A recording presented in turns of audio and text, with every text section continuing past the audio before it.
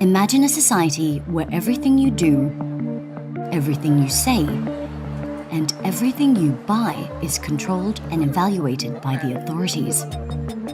It's not science fiction. In China, it's a reality. From now on, citizens' lives are rated and assessed. This is what the Chinese Communist Party calls social credit. The government here says it is trying to purify society by rewarding those who are trustworthy and punishing those who are not. So like the credit score that most Americans get for how they handle their finances, Chinese citizens are now getting social credit scores. The social credit rating system began testing 5 years ago in approximately 30 Chinese cities. It will be rolled out across the entire country by 2020. So now, the government is tracking citizens' behavior from smoking on a train to jaywalking. If one score drops low enough, they could be denied travel or buying an apartment. When Liu Hu recently tried to book a flight, he was told he was banned from flying because he's on the list of untrustworthy people. Liu is a journalist who was ordered by a court to apologize for a series of tweets he wrote and was then told his apology was insincere. I can't buy property. My child can't go to private school, he says. You feel you're being controlled by the list all the time.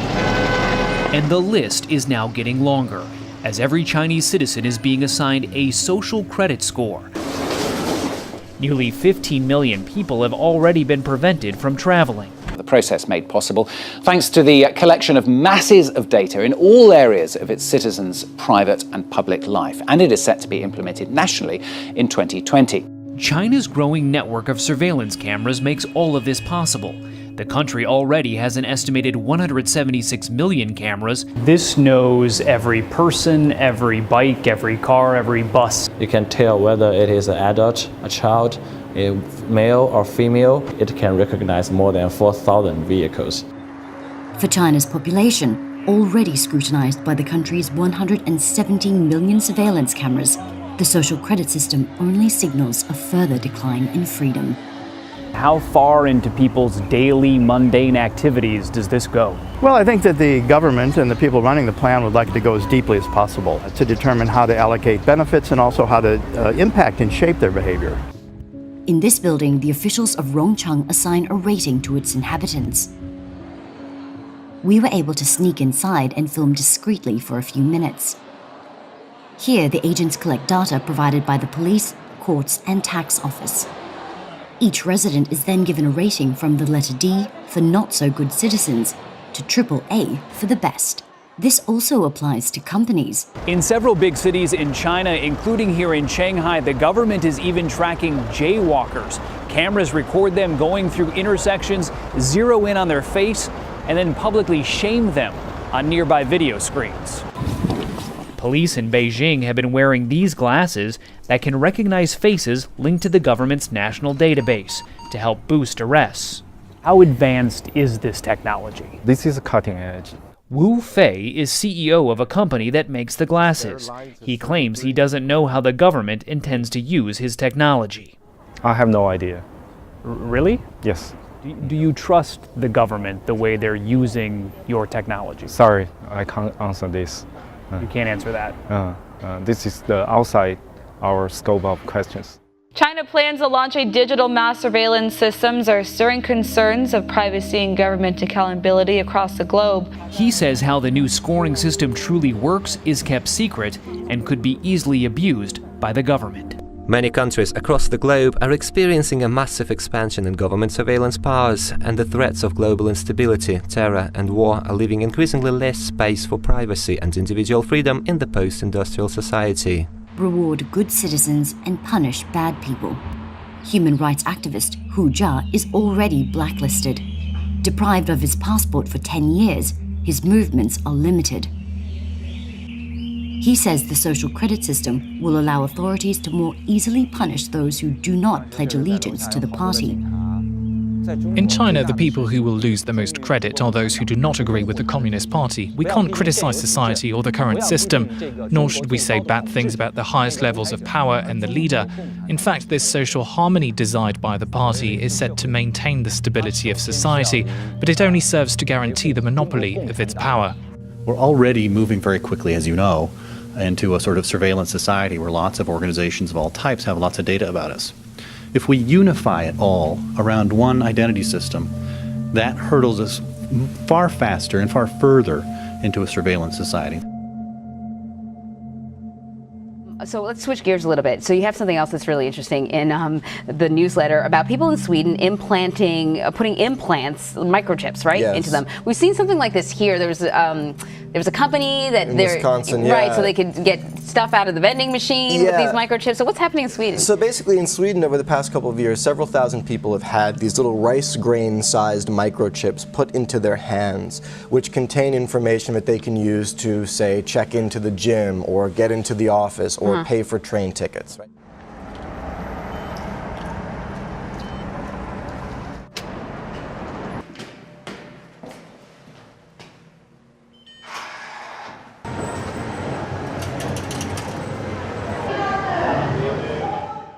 On the one hand, everyone can appreciate that that's convenient, right? How many times have you been looking for your key fob at the gym or can't remember your password for something? But I think the bigger question here is, look, as the human body itself becomes a technological platform, right, there are big questions we need to consider about what kind of information is put out about us, from us, quite literally, and also further down the line, what kind of access do other people or platforms have to that information that is inside us, right? This is a biotech question, this kind of blurring of the lines between the human body and tech. I mean, it's one thing if you're holding your smartphone and it's sort of emitting data about you. It's another thing if your own hand is doing the same thing.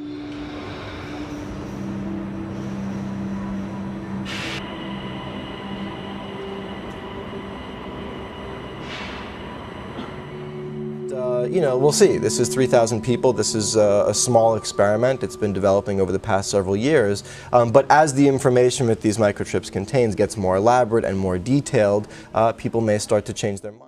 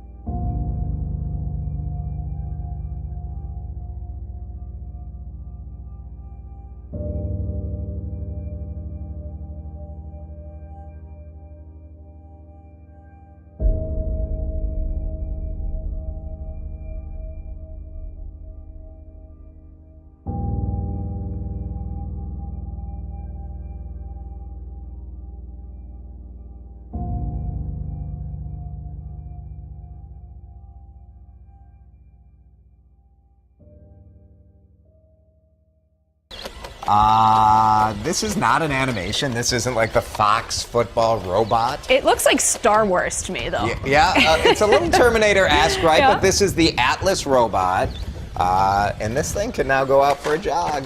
Look at that backflip. I mean, you've got to be in pretty good shape if you want to outrun that thing or outflip it. Pretty good. So Boston Dynamics, robot can now jog, do flips, and open doors. You know what's amazing? Is it over for us? Are we done as a human race? I'm pro-science. I am pro-technology. I can't think of the scenario where you need a robot to run. Or do a backflip. Well, it's just to show that it can. I don't think that's the function of the It's robot. amazing what this robot could do a year ago. It's not even close to what it can do. So only imagine what it's going to be able to do a year from This now. is how it starts. Like they learn.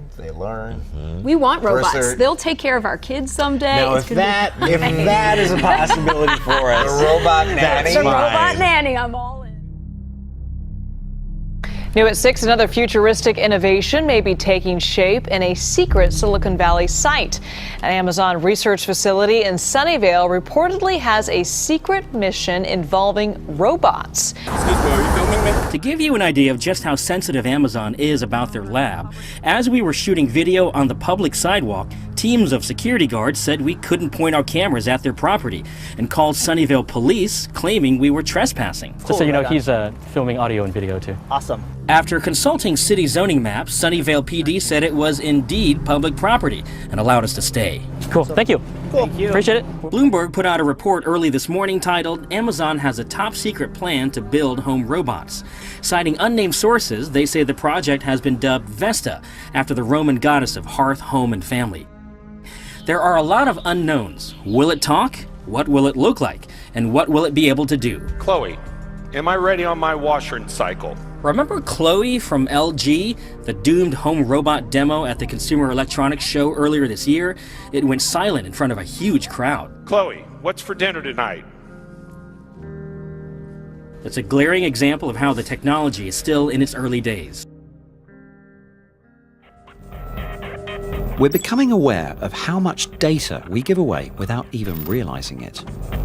Our habits online can say a lot about our personalities, but when we're out and about, what does our behaviour in the real world say about us?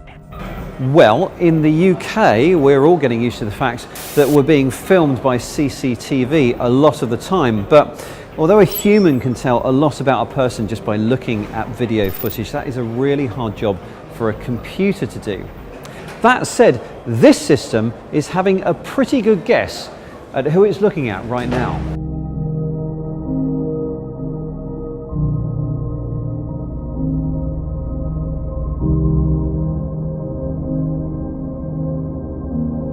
This kind of profiling of humans by computer systems has many uses, from this kind of anonymized retail analysis to other areas that might say more about us as people.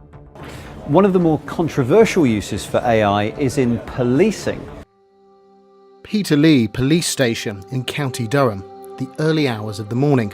The man pictured here in the station's CCTV, let's call him Steve, has been arrested for possession of heroin. Arrest is on suspicion of possession of a controlled substance. Here in Durham, the police are trialling AI software which could help make decisions about suspects being held in custody. Leave your shoes there and we'll just do a quick search. After Steve's been processed, the custody sergeant will enter his details into a system called the Harm Assessment Risk Tool, or HART for short. It's an artificial intelligence tool designed to help custody sergeants make decisions about what to do with a suspect. And this allows us to target the people in terms of our interventions that we've developed to make sure that they don't commit crime in the future. Everybody that I've spoken to who works with the HART project is very keen to stress that the information that it provides is advisory only and that a human custody sergeant makes all final decisions. But the use of this technology in general is for some people a cause for concern. This kind of artificial intelligence system in policing relies on big data, and that means that people's privacy is at risk, and it risks us moving more towards a surveillance state. But it also risks discrimination because patterns that exist in data already risk being perpetuated and repeated, and there's very little accountability over it. And it's this data that privacy campaigners find troubling. Experience data profiles individuals based on their postcode, their household, and even down to an individual level. And some of these kind of profile stereotypes include terms like disconnected youth, Asian heritage, dependent greys, and people are sorted into these categories. Now, that's bad enough. When that kind of profiling is being used to make decisions about freedom and justice in the UK, I think we really need to just put the brakes on and say, why are we doing this? It's been revealed that the US National Security Agency collected over 500 million phone records of US citizens last year. That's over triple the number of 2016. And that is despite a new law limiting the spy agency's powers. The US Freedom Act bans the bulk collection of phone records and internet metadata, whilst also limiting government data collection to what is, quote, reasonably practicable.